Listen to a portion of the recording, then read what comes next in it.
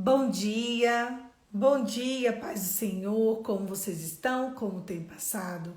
Hoje foi o dia que o Senhor fez, vamos nos alegrar nele. Hoje nós vamos continuar o Advento, hoje é o dia 7/8, amanhã a gente entra no dia certo, que hoje é dia 9 de dezembro, então amanhã a gente vê 7/8 aí, 9/10. Pronto, aí a gente vai estar, depois de amanhã a gente vai estar certinho. Então hoje nós vamos estudar o dia 7 e o dia 8. Vamos lá? Vamos começar? Dia 7, Mateus, capítulo 2, versículo de 1 ao 2. Tendo Jesus nascido em Belém da Judeia, em dias do rei Herodes, eis que vieram os magos do Oriente a Jerusalém e perguntavam: onde está o recém-nascido, rei dos judeus?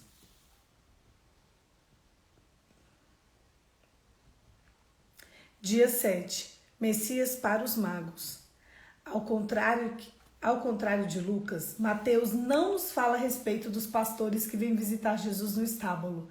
Seu foco é imediatamente sobre os estrangeiros, gentios, não judeus, que vêm do Oriente para adorar Jesus. Sendo assim, Mateus retrata Jesus no início e no fim de seu evangelho como o Messias universal para todas as nações, não apenas para os judeus. Aqui os primeiros adoradores são magos da corte, astrólogos ou sábios que não vinham de Israel, mas do Oriente. Talvez da Babilônia, eles eram gentios, imundos de acordo com as leis cerimoniais do Antigo Testamento. E ao final, Mateus, as últimas palavras de Jesus são: toda autoridade me foi dada no céu e na terra. Ide, portanto, fazer discípulos em todas as nações. Mateus 29, do 18 ao 19. Isso não apenas abriu a porta para que nós, gentios, nos alegrássemos nos Messias, como também acrescentou a prova de que Jesus era o Messias, pois uma das profecias repetidas era que as nações e reis iriam de fato e viriam a ele como governador do mundo. Por exemplo, em Isaías capítulo 60, versículo 3.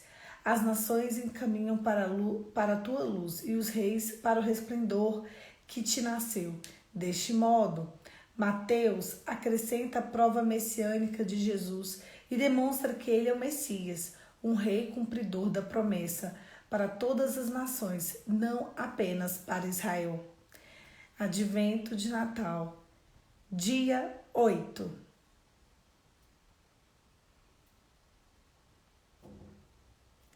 Onde está o recém-nascido dos judeus?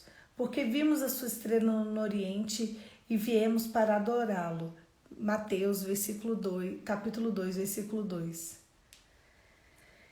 Dia 8. A estrela sobrenatural de Belém. Repetidamente, a Bíblia frustra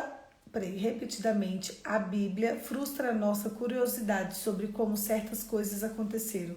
Como essa estrela fez os magos irem do Oriente até Jerusalém? Não é dito que a estrela os guiou ou foi adiante deles no caminho até Jerusalém. É dito apenas que eles viriam uma estrela no Oriente e foram a Jerusalém. E como aquela estrela os precedia no pequeno percurso de 8 quilômetros de Jerusalém a Belém, como diz o versículo 9, como uma estrela parou sobre onde estava o menino.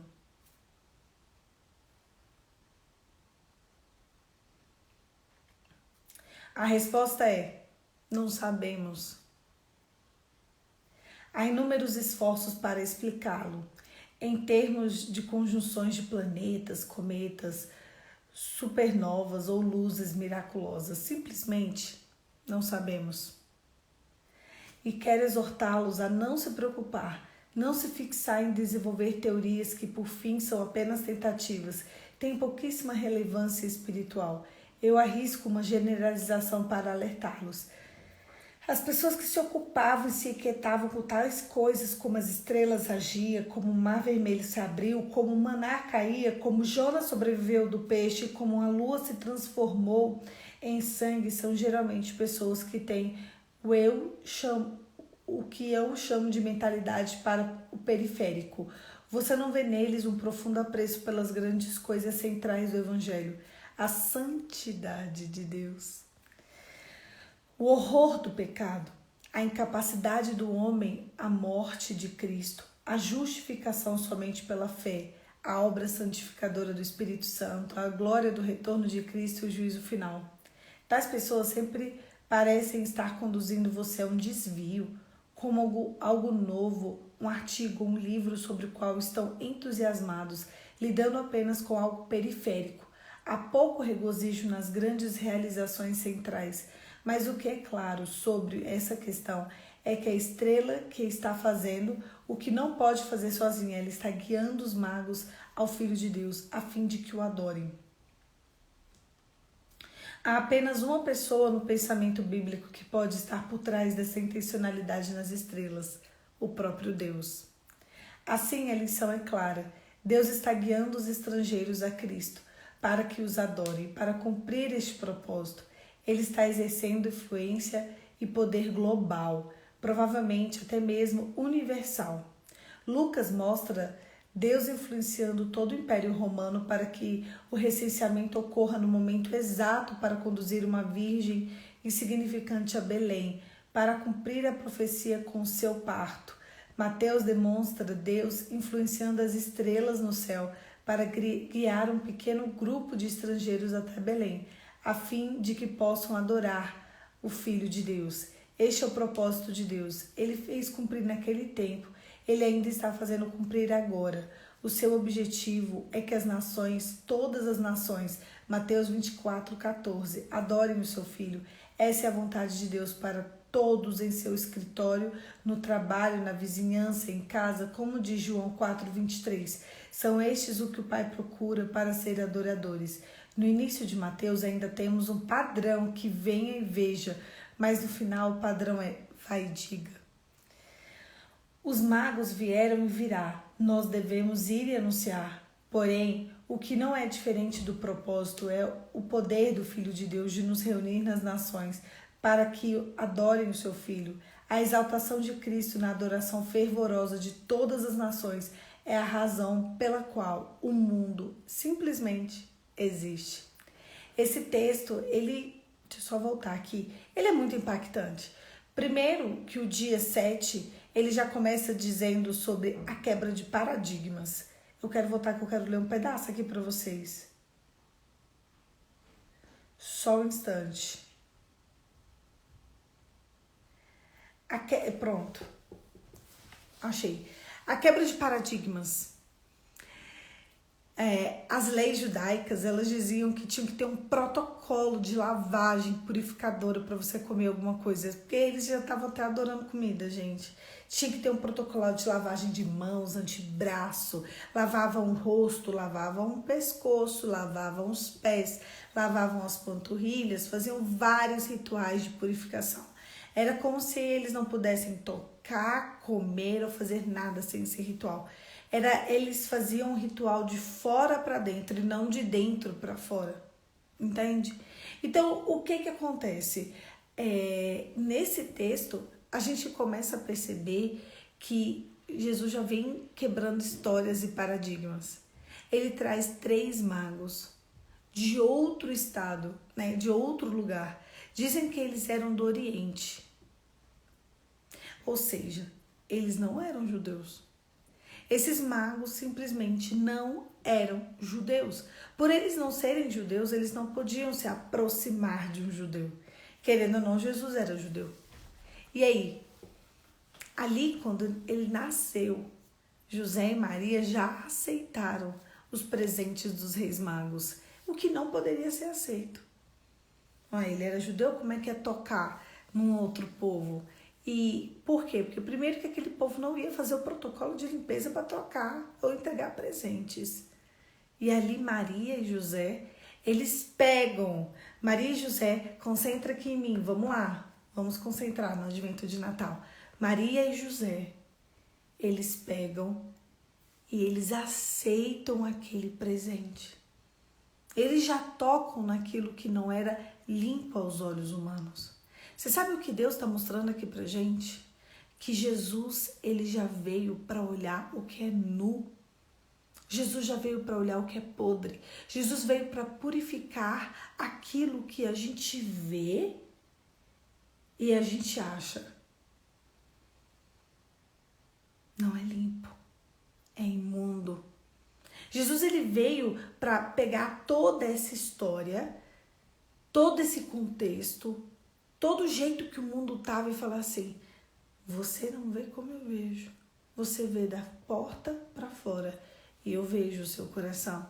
No dia 8, ele continua falando da mesma história e ele vem focar na estrela, sabe? Tem gente que fala, que passa longos períodos em discussão. De onde vem a estrela? O que era essa estrela? De que forma era a estrela? Não só a estrela. Como que o sol retrocedeu? De que jeito? Em qual maneira? Eu quero saber tudo. Peraí, a luz se transformou em sangue? Como que a luz se transformou em sangue? De que maneira a luz se transformou em sangue? De que forma a luz se transformou em sangue? Por que a luz se transformou em sangue? Milênio. Amilenistas, pós-milenistas, gente, foi muito engraçado. Eu falei sobre, a gente fez sobre o livro de Apocalipse e teve um dia que eu falei que existiam os amilenistas, os pós-milenistas, os milenistas e fui explicando cada uma das teorias. Teve uma pessoa num comentário que escreveu assim: porque é assim, você não pode dizer que é o contrário. Eu falei, gente, eu vou apagar esse comentário. Não dá. Ou seja, é uma pessoa distraída. É uma pessoa confusa. É uma pessoa que acha que só o que ela pensa ali tá certo. Existem pessoas que é amilenista, existem pessoas que são milenistas e existem pessoas que são pós-milenistas. Por exemplo, o que é esse trem de milênio? É exatamente quando Jesus vem. Jesus vem antes do tal do milênio. Jesus vem no milênio. Tem gente que diz que a gente está vivendo o milênio. E tem gente que diz que Jesus volta depois do milênio. Então, essas pessoas que discutem, debruçam sobre discutir essas coisas, elas estão desfocadas de algo que é extremamente importante. E eu vou ler para vocês, para que a gente deixe fixado no que realmente importa. Presta atenção. Vocês veem neles um profundo apreço pelas grandes coisas centrais do Evangelho, ok? Mas a santidade, vocês não veem neles, desculpa, existem coisas centrais do Evangelho. E é nisso que eu quero concentrar o nosso dia de hoje. A santidade, o horror ao pecado, a incapacidade do homem, a morte de Cristo, a justificação somente pela fé e a obra santificadora do Espírito, a glória do retorno de Cristo e o juízo final. São exatamente essas coisas que a gente tem que se preocupar. E a gente se preocupa e se distrai com todas as outras coisas menos importantes. Vocês entenderam? Olha só. O que é mais importante do que as tuas circunstâncias? A santidade de Deus. O que é mais importante sobre o que Deus fazer justiça para você ou não? O horror ao pecado. O que é mais importante para você sobre saber, sobre ser uma pessoa entendida? Você entender que você é incapaz de fazer qualquer coisa se não for a mão de Deus. O que é mais forte do que a morte? A morte de Cristo. Porque a morte de Cristo nos causou a ressuscitação e nos causou um rei. Hoje nós devemos reverência a um rei. A gente nem sabe disso. Nós temos um intercessor no céu, sabia? Lá no texto de João diz que o próprio Cristo intercede por nós, junto com o Espírito Santo. Nós estamos tão desfocados de Deus que a gente esquece que Jesus, a gente ora em nome de Jesus, porque a gente ora para aquele que intercede por nós. Tem gente que acha que qualquer coisa intercede por ele no mundo espiritual, menos quem intercede, que é Jesus. O texto de João está claro. Eu, Jesus Cristo de Nazaré, intercederei por vós. Peça ao Espírito Santo que conduzirá a mim. E eu intercederei por vós. Deus Pai, Deus Filho, Deus Espírito Santo. A gente está tão desfocado tão distraído que a gente se esqueceu. Porque quem intercede por nós é o próprio Cristo. É o próprio Cristo. A gente se distrai achando que a salvação é muito grande, sendo que a salvação ela vem da justificação pela fé. A fé é a certeza do que não se vê e a convicção de fatos que ainda não existem. Isso é a fé. Às vezes a gente está condenando pessoas em que Jesus está falando, meu filho amado. A obra santificadora do Espírito Santo de Deus. Gente, olha o tamanho das igrejas. Olha o tamanho dos membros. Vocês têm noção que tudo começou naquela estrebaria em Belém? Só tinham ali Jesus, Maria e José. Depois de Jesus, Maria e José, vieram os reis magos, depois os pastores, depois vieram 12 discípulos, dos 12, 70, dos 70, 100. E aí chegou numa proporção tão grande, que todo mundo praticamente conhece Jesus. Existem lugares escondidos, existem lugares obscuros que não conhecem Jesus. Mas a regra geral é que pelo menos hoje, assim, eu acho que uns 80% do planeta... Porque às vezes a gente coloca dentro do nosso quadrado, né? E não é tão assim. Mas eu acredito que uns 80% do planeta Terra sabe quem foi Jesus. O mundo foi mudado por causa de Jesus. Hoje, nós vivemos o ano 2021. Hoje é 9 de dezembro de 2021, por causa de Cristo. Tem noção do negócio desse? Tem noção do tanto que é forte, do tanto que é poderoso, do tanto que é intenso isso? E a gente está distraído com as nossas circunstâncias. A obra santificadora do Espírito Santo é que fez a gente chegar até aqui. O Espírito Santo, ele espalhou a palavra. O Espírito Santo foi quem moveu os corações. Jesus é um. Ele foi indo, o máximo que ele espalhou. Mas o Espírito Santo, ele é capaz de alcançar toda criatura na face da terra com um sopro, com uma intenção. E você sabe o que acontece? Uma grande obra. O retorno da glória de Cristo e o juízo final. Você sabe por que as pessoas fazem o que fazem? Que elas não estão nem aí para o juízo final. Elas estão se explodindo para o juízo final. As coisas deste mundo, elas são tão intensas para elas. As coisas deste mundo, elas são tão preocupantes para elas, que elas não estão nem aí para o juízo final. Sabe, o que é mais importante do que as tuas circunstâncias é o juízo final. É a tua santificação. Inclusive, o juízo final é mais importante do que a tua santificação. A tua santificação aqui é para a terra, não é para o céu. Nossa, a santificação é algo para a terra, porque lá no céu só estarão os santos. Essa é a grande realidade.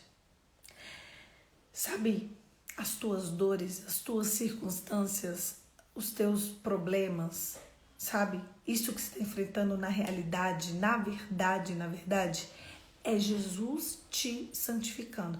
Aí você encara se você vai se vitimizar ou se você vai se santificar. Nesse exato momento, todo mundo que está aqui online e todo mundo que vai ver depois, inclusive eu, estamos passando desafios e dores que a gente nem imagina. É ou não é? Se eu abrisse o chat e perguntasse, coloque uma dor aqui nesse chat, coisa que eu não vou fazer, não façam isso.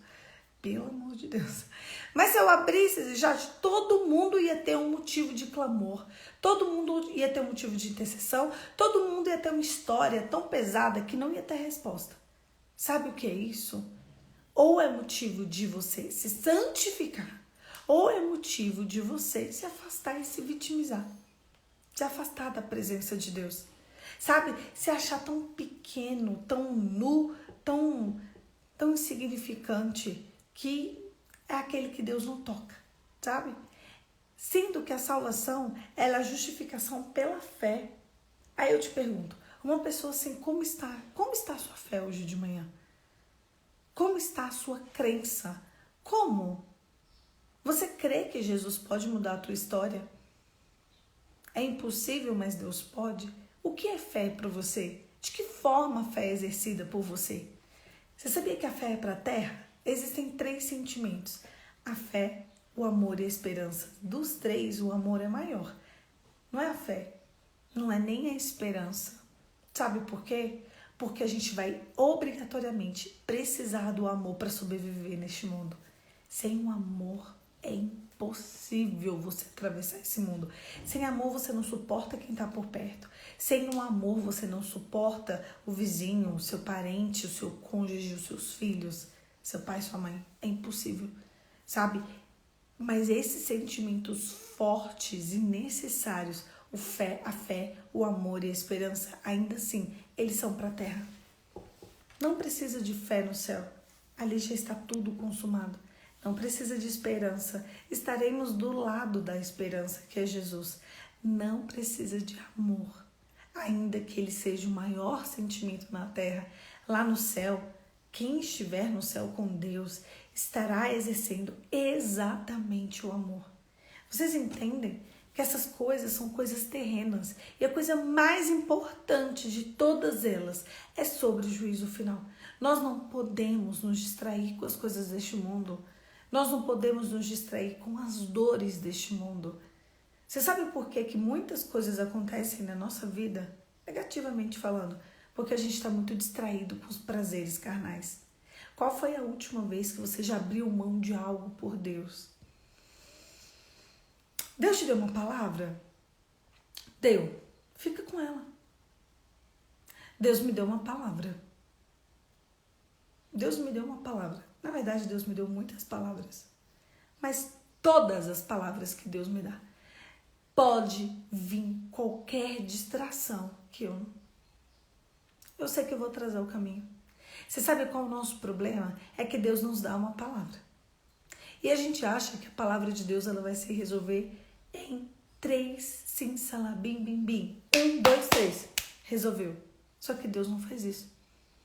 Deus, ele te bota num processo para você amadurecer. Porque não existe filhos imaturos no céu. No céu não vai precisar de esperança, como eu disse. No céu não vai precisar de fé. E no céu não vai precisar do maior sentimento, que é o amor. Sabe por quê? Porque todos esses sentimentos são sentimentos que nos levam para o céu. Como anda o amor no seu coração? Você se força a sorrir? Você se força a se interessar por assunto de alguém? Você sabe um exercício muito interessante? É um exercício com meu avô. O meu avô, ele tá muito idoso. Ele não tem mais função cognitiva, quase nunca. Ele às vezes esquece como é andar. E tem que reensinar ele a andar naquele dia. O meu avô às vezes senta. Esses dias, anteontem, eu tava na cozinha com meu primo, eu tava arrumando meu prato, meu primo tava chegando da faculdade e tal, resolvendo coisas, ele tava me contando que ele tá se formando e tal, não sei o quê. E minha avó virou pro meu avô e falou assim: Elcio, senta ali e vai comer. Que a gente tenta dar autonomia pra ele. Não, desculpa, lembrei. O meu tio entrou no quarto dele pra preparar tudo, pra trocar as fraldas dele. E que ele esqueceu como troca, gente. Ele esqueceu. Essa parte já tem 2 anos que ele não consegue fazer sozinho. Então alguém sempre troca. E o meu tio tava lá pra trocar.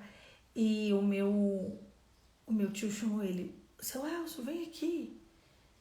Aí minha avó: Elcio, vai lá trocar a fralda no seu quarto. Ele precisava de dar 5 passos pra chegar no quarto. Aí eu tava conversando com meu primo e ele tava parado olhando pra gente. Ou seja, ele tava querendo ouvir nossa conversa. Tadinho. Aí, na hora que ele falou, ele virou e foi indo pra cozinha de fora, que na parte de baixo da minha casa tem 2 cozinhas, que é bem grande. E aí eu falei: vô, vira pra direita. Aí ele não conseguia. E meu primo tava exatamente do lado dele. Eu falei: Diogo, pega na mão dele, leva ele até o quarto. Ele: é preciso. Eu falei, ele não sabe, eu não. Ele não entendeu também. Aí meu primo pegou, foi a coisa mais bonita, assim, sabe? A cena. Meu primo pegou na mão dele e conduziu ele até o quarto. Eu falei, Diogo, obrigada. Ele, não, eu não sabia que ele não conseguia chegar no quarto. Eu falei, não, tem dia que ele consegue. Tem dia que ele não consegue. Toda hora que você vem aqui é o dia que ele consegue. E hoje é o dia que ele não consegue. Ele, não, se eu perceber agora eu vou. Porque a gente é muito estranho. Você tá com a pessoa aqui, aí você fala, vai ali. E ela não saber, o raciocínio de quem não tá ali 24 horas do lado dele é lento. Assim, não é que a pessoa é mal, não. A pessoa fica sem reação.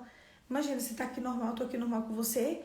E aí você fala, Bruna, pega aquilo ali. E eu vou lá e não sei pegar aquilo ali. Então, até para as pessoas que estão por perto, as pessoas se confundem, as pessoas não sabem lidar. Mas por que eu tô contando isso para vocês? Primeiro, que a mente dele não tá aqui mais. Não tem jeito. Tem dia que tá, muito pouco, mas geralmente não está. E segundo, que exige um esforço enorme para se atentar a ele. A família toda precisa se esforçar muito para olhar. Todo mundo que tem um parente nessa situação sabe do que eu estou falando. Você se esforça a prestar atenção no assunto dele, porque ele não consegue pensar em um assunto. Mas você vai fazer o quê? Você vai xingar? Você vai falar, pisca a boca? Você vai falar, sai daqui? Ou você vai olhar para aquela pessoa e se esforçar para amá-lo? Se esforçar para cuidar dele. Ele não consegue ir ao banheiro sozinho. Ele precisa que alguém pegue ele, coloque ele sentado no vaso. Ele faça suas excreções. Alguém limpe, alguém dê banho. Alguém sente ele na própria cadeira dele, que ele senta há 60 anos. E talvez observar se ele está comendo ou não. Porque se ele não estiver comendo, tem que dar na boca dele. Mas geralmente ele come. Mas e o dia que ele não come? Se as pessoas estiverem distraídas, ele não vai se alimentar naquele dia? Não vai. Esses dias estava todo mundo comendo e ele estava olhando para o prato. E minha mãe sentou do lado dele. E ele falou, e minha mãe, pai, come. Aí ele, eu já comi. Minha barriga tá cheia. Eu falei, ele falou, você não comeu nada. Tá cheia sim. Eu falei, não, tá. E ali ela colocava uma colher de comida na boca dela. E ela colocava uma colher de comida na boca dele. Sabe o que é isso? Atenção. Eu tava lavando louça. Minha avó tava guardando vasilha. Minha prima tava passando um paninho ali no chão. E tinha alguém atento a ele. Nessa casa, alguém sempre tem que estar atento. Nessa casa, alguém aqui tem sempre que exercer o amor. Nessa casa, alguém tem sempre que exercer a misericórdia. E vocês acham que é assim? Ai, que lindo, que vovô lindo. Nossa, velhinho lindo, né? Ai, cuidado. Esses dias ele caiu, assim. Tiveram que pegar ele no meio de uma festa, colocar ele no colo. Ele é alto. E deitar ele na cama. Daqui a pouquinho, depois que ele recobrou assim, ele saiu da cama, descalço de meia e com o sapato na mão e com o outro calçado errado. E ali alguém sentou ele, trocou o sapato, colocou igual, colocou ele sentadinho. Ele lembrou como andava. E aí vocês falam, tudo bem, exercer o amor hoje, que ele não tem função cognitiva. Porque quando ele tinha, durante 70 anos da vida dele, 70 anos, não são 70 dias, ele bebeu todos os dias. Vocês não fazem ideia do que é conviver com um alcoólatra. Eu convivi com um alcoólatra dentro de casa até os meus 25 anos, mais ou menos. Vocês não fazem ideia. 70 anos desse jeito. Minha avó conviveu com ele todos os dias da vida dela. Meus tios conviveram com ele. É muito desafiador. Ele bebeu até 72 anos de idade. Bebeu e fumou até 72 anos de idade. A minha família já passou por situações extremamente críticas. Na minha família não entra bebida alcoólica e não é por religião. É porque as pessoas aqui têm pavor de álcool, ódio, ojeriza. Não existe uma festa na minha casa com bebida alcoólica. E não é porque todo mundo é crente, não. Eu venho de uma família bem misturada. Tem gente que é crente, tem gente que é católico, tem gente que não é nada, tem gente que é ateu. Igual na família de vocês. É bem misturado. O Brasil tem isso. Mas aqui não se entra bebida alcoólica. Nunca, desde que eu era criança. Chega. A gente sabe os estragos que a bebida alcoólica já fez. Então, quando você tem que limpar uma pessoa que está no final da vida, que foi só uma pessoa que exerceu amor, é bom. E quando você tem que dar banho em uma pessoa que te maltratou grande parte da sua vida, você faz o quê? Quando você tem que parar o seu dia, parar de comer, porque você se atentou que ele esqueceu de como se come, ele esquece real. Ele não sabe pegar a colher, pegar e enfiar na boca. Isso é muito difícil para ele.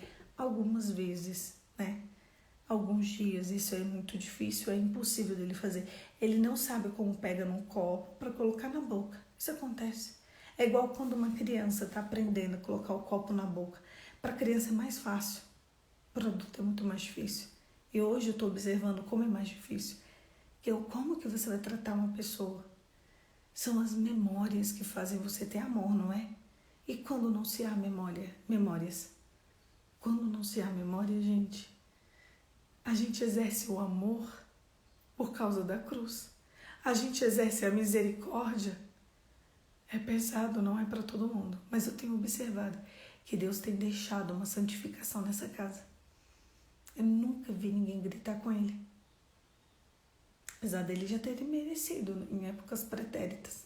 Eu nunca vi ninguém maltratar ele. Apesar dele ser um desobediente. Eu nunca vi ninguém. Às vezes, ele tem que tomar remédio umas 6 vezes por dia. Às vezes, um remédio, quando termina, leva 10 minutos para emendar no outro. Como você vai enfiar comprimido goela abaixo de um adulto que diz que não vai tomar? Tem que sentar, aí cada hora um vem com uma misericórdia, porque é só um desafio, gente. E quando ele coloca o remédio, finge joga no chão. Quando vai a casa, o remédio está lá. Sendo que se ele não toma aquele remédio, ele surta. Ele está com demência, está com Alzheimer e está com outras coisas também. É muito desafiador. Eu tenho visto um espírito de cooperação na minha casa. Essa semana, ou foi no final da semana passada, aí não, a gente não internou não, mas eu não julgo ela, a gente não julga ela. Minha sogra teve o mesmo caso e desistiu, preferiu internar e a filha mais velha não deixou e pegou para cuidar. Isso porque é que tem que ter dedicação integral. Sabe o que aconteceu essa semana? Semana passada, eu acho, eu não consigo me lembrar se foi semana, acho que foi semana passada. Meu tio deixou a chave do carro dele no quarto da minha avó. E a gente tava na cozinha, ele já tinha almoçado, já tinha trocado a fralda, já tinha escovado o dente e minha mãe colocou ele deitado na cama, deitadinho. E minha mãe desligou a luz e falou assim, descansa que mais tarde eu vou te dar seus remédios. E todo mundo foi pra cozinha lavar a louça, limpar chão, organizar. Tá travando só pra ela ou pra todo mundo? Me avisa, senão eu paro a live, hein? Só pra ela que tá travando, gente? Alguém me dá um sinal aí que ele escreveu assim, tá travando. Eu vou continuar até alguém escrever, tá? De novo, se tá travando ou não. Eu não sei, Dai. Não está, não. Sai e entra pra gente ver se você se melhora aí pra você. Obrigada, Rebeca. E aí, tá normal. Obrigada, Dalila. Obrigada, meninas. E aí, daqui a pouquinho meu tio precisou entrar no quarto pra pegar a chave. Ele trancou. Gente, a luz desligada. E ele trancou. Como que destranca? E o meu outro tio que consegue abrir portas por fora não está não estava em casa. A gente passou quase 40 minutos. Quando um filho só quer olha e as outras irmãs fogem, não ajuda. Então aquele filho olha. 80% do tempo quem está com ele é minha mãe. A minha mãe acorda às 5 da manhã. Às vezes vocês escutam barulhos aqui. É minha mãe já está conversando com ele. É minha mãe dando banho. É minha mãe trocando fralda. 5 da manhã. Todos os dias, às 5 da manhã, minha mãe acorda para trocar fralda, dar banho, dar café, dar biscoito. Ele gosta de café com biscoito de manhã. E daqui a pouquinho dá a gemada dele, 5 da manhã. Qual a necessidade de uma senhora de 60 anos, aos 60 anos, acordar às 5 da manhã? Me responde. Qual a necessidade? Nenhuma. Mas se ela não acordar às 5 da manhã, ele pega a fralda dele da noite e joga pelo quarto inteiro e pela casa e sai andando. Então, assim, qual a necessidade? Ele entende? Ele não entende? Então, todos os dias, segunda, terça, quarta, quinta, sexta, sábado, domingo. Segunda, terça, quarta, quinta, sexta, sábado, domingo. Segunda, terça, quarta, quinta, sexta, sábado, domingo. Um ano tem 52 semanas. 2 anos tem 104 semanas. 3 anos, vamos lá, quanto que dá? Eu não sei fazer conta. 104, 158 semanas, 3 anos. Todos os dias. Todos os dias. Só quem dá banho nele é minha mãe e o meu tio. Que nem é o meu tio mesmo, ele é casado com a minha tia. Só os dois dão banho. E também essa minha tia também dá banho nele. Os 3 são os únicos que dão banho nele. Mas 80 ou 90% do tempo quem faz isso é minha mãe. Só quem troca a fralda dele é os 3.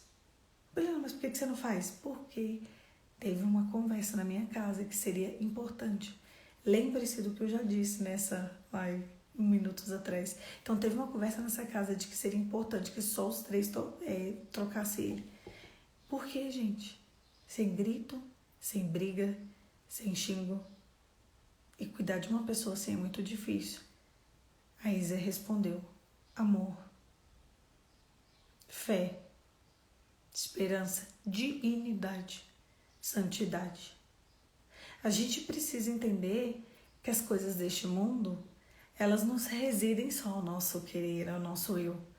Ontem a gente teve que sair para fazer algumas coisas à tarde. Eu saí com minha avó e com minha mãe, minha prima ligando: Poliana, cadê vocês? Eu preciso sair, a casa não pode ficar sozinha. Falei, ixi, a gente tá comprando umas coisas aqui, vai demorar. Ela, ai meu Deus, então vou cancelar. Eu falei, então cancela. Então minha prima não saiu no dia de folga dela. Ela é enfermeira. Ela queria sair no dia de folga dela. Ela nas próximas semanas não terá folga, nenhum dia, porque ela vai trabalhar seguido para cobrir algumas pessoas que tá faltando lá. Dezembro, muitas pessoas doentes no hospital. Ela é enfermeira aqui, em um dos hospitais de Brasília. Então ela pegou o dia de folga dela, um dos únicos dias de folga dela até o Natal, e foi ser enfermeira do meu avô. Ela fez tudo, só não trocou a fralda. Ela deu remédio, ela deu comida, ela deu biscoito, ela deu café, ela deu lanche, ela deu almoço na boca. Ela ajudou ele a escovar os dentes. Ela colocou ele para dormir, ela tirou os sapatos dele, ela cobriu ele, ela desligou a luz, depois ela ligou a luz, depois ela segurou na mão dele, ensinou ele a andar de novo até a cozinha, depois ela deu remédio, depois ela deu mais comida. E ali ela ficou até que a gente chegou às 6 horas da tarde. E às vezes a gente está reclamando dos nossos problemas. Ela tinha problemas para resolver. Ela tinha coisas para fazer na rua. E ela não fez. Como que deixa uma pessoa dessa sozinha dentro de casa? Não é uma possibilidade. Ainda bem que ela é enfermeira e ela sabe cuidar dele. Então, não se distraiam. Não se distraiam. Os seus problemas, eles são pequenos. Olha, eu tô com um problemão. Ainda assim é pequeno. Sabe o que é maior do que o seu problema? a santidade, o amor, a esperança e a fé. E ainda maior do que tudo isso é o julgamento final. É o retorno de Cristo. Se os seus problemas residem só numa esfera carnal, se você estiver me falando sobre combate de pecados, aí é extremamente importante. Agora, se os seus problemas residirem em uma esfera carnal, que é o que acontece com a grande maioria das pessoas, isso não é problema, isso é distração. Distração. Para de se distrair com as coisas deste mundo. Elas só servem para acabar com o teu futuro. Jesus, quando nasceu em uma manjedoura, ele já nasceu atendendo quem precisava. Ele trouxe uma acessibilidade para todo mundo. Quando aqueles reis magos iriam ser recebidos por Jesus, se Jesus não fosse Jesus? Desde o seu nascimento, ele veio mostrando para o mundo inteiro que Deus era para todos, que Jesus era acessível, que ele estaria ali de corpo presente para quem precisasse dele. Feche os seus olhos e vamos orar. Pai, em nome de Jesus, te louvo porque o Senhor é bom. Te louvo porque as tuas misericórdias se renovam a cada manhã. Eu te louvo, Senhor, por esse dia. Eu te louvo porque o Senhor nos descortina a verdade. Nos ensine, Senhor, sobre o valor da santidade, da intimidade, da pureza, do bom senso, da fé e do amor. Senhor, não nos deixe ser mais um distraído com as nossas dores, com as nossas máculas, com as nossas mágoas. Nos deixe, Senhor, entrar nos teus átrios e ser conduzidos pelo teu amor. Espírito Santo, nós queremos estar contigo no dia de Cristo Jesus. Nos conduza ao caminho da vida eterna. Em nome de Jesus. Amém. Amém, queridos. Não se distraia. Jesus, ele veio para nos alcançar um a um. Faz uma autoanálise e perceba se você está completamente distraído com as suas dores ou se as suas dores são reais. Combate a pecados, sobre o juízo final, sobre a santificação. Arrependa-se hoje, porque amanhã é chegado o reino de Deus. Que dia lindo, que mensagem linda, que reflexão linda esses 2 dias trouxeram pra gente. Amanhã vai ser o último dia duplo e depois a gente vai seguir de 1 a 1 até o Natal. Prepare seu coração para o Natal, prepare seu coração para o noivo, prepare seu coração para o aniversariante.